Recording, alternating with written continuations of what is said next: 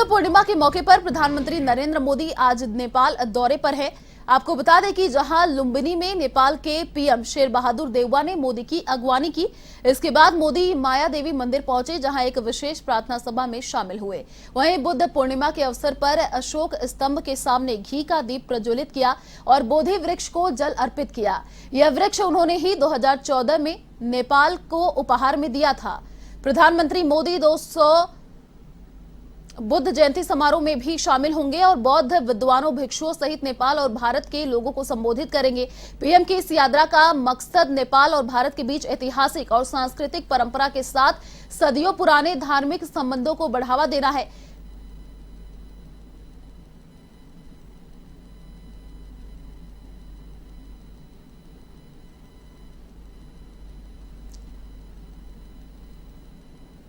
तो आप सीधे लाइव तस्वीरें देख सकते हैं।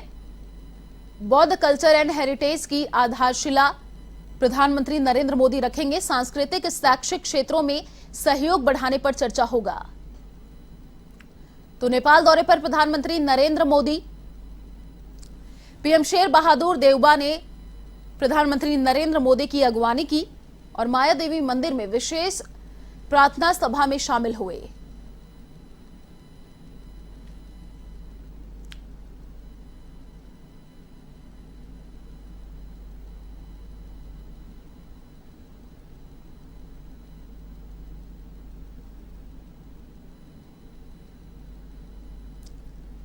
तो प्रधानमंत्री नरेंद्र मोदी नेपाल दौरे पर है। पीएम शेर बहादुर देउबा ने प्रधानमंत्री नरेंद्र मोदी की अगवानी की है।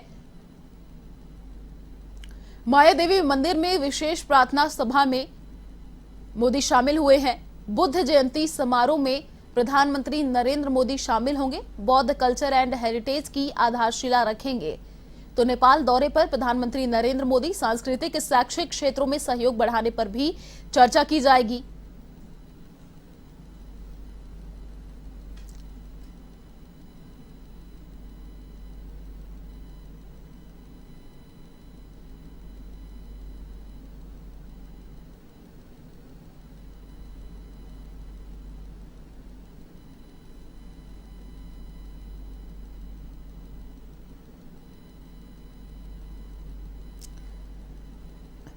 तो सांस्कृतिक शैक्षिक क्षेत्रों में सहयोग के लिए नेपाल दौरे पर प्रधानमंत्री नरेंद्र मोदी हैं। पीएम शेर बहादुर देउबा ने प्रधानमंत्री नरेंद्र मोदी की अगवानी की और माया देवी मंदिर में विशेष प्रार्थना सभा में शामिल हुए।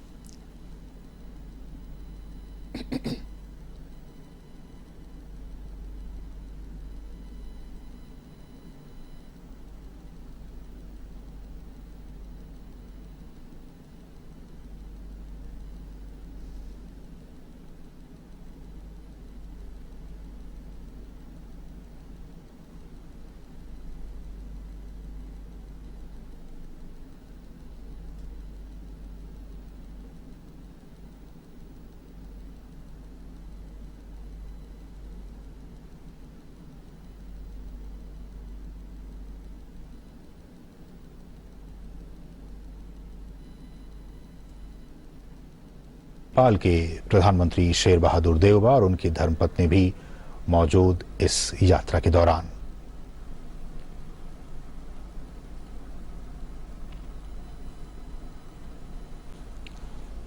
और जैसा कि हम चर्चा भी कर रहे थे कि जब बीते सालों में प्रधानमंत्री नेपाल की यात्रा पर गए थे, उन्होंने एक हिट का फॉर्मूला दिया था, HIT, हाईवेज, इंफॉर्मेशन वेज और टेक्नोलॉजी ट्रांसमिशन वेज। किस तरह से भारत और नेपाल, जैसा कि हम चर्चा भी कर रहे थे, हाइड्रो इलेक्ट्रिक के क्षेत्र में दोनों ही देश काफी एक दूसरे की सहयोग कर रहे हैं।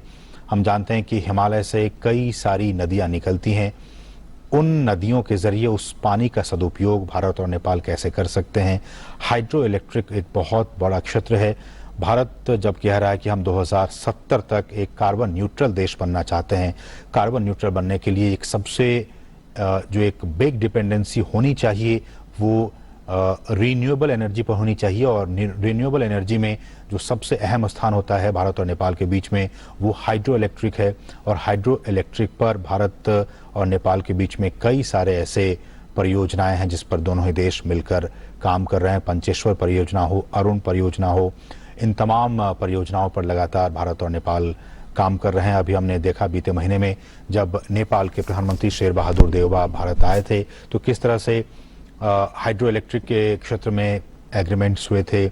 भारत और नेपाल के बीच जो रेल सेवा है, हम जब कनेक्टिविटी की बात करते हैं उस पे बहुत सारे एग्रीमेंट्स हुए, उसको कार्यान्वित भी किया गया। इन तमाम क्षेत्रों में भारत और नेपाल के संबंध लगातार आगे बढ़ते जा रहे हैं। संचार की बात आ जाती है तो हम जानते हैं कि नेपाल जो एक लैंड लॉक्ड कंट्री है, एक भू आबद्ध देश है, लैंड लॉक्ड कंट्री है जो कि 3 तरफ से हिंदुस्तान से और 1 तरफ से तिब्बत से घिरा हुआ है, लैंड लॉक्ड कंट्री है। इसलिए यहाँ पे इन चुनौतियों को पार पाते हुए भारत ने अपने मदद का हाथ हमेशा से बढ़ाता आया है। और भारत और नेपाल ने अपने नागरिकों के बीच संपर्क को बढ़ाने और आर्थिक वृद्धि और विकास को बढ़ावा देने के लिए लगातार कनेक्टिविटी पर काम किया है। और इन तस्वीरों में आप देख सकते हैं वहां से, इस कार्यक्रम स्थल से अब प्रधानमंत्री वहां से रवाना होने जा रहे हैं। ये लुम्बिनी की आप तस्वीरें देख पा रहे हैं। तो अभी आपने देखा किस तरह से प्रधानमंत्री वहां पे माया देवी मंदिर जाकर प्रधानमंत्री ने पूजा अर्चना की।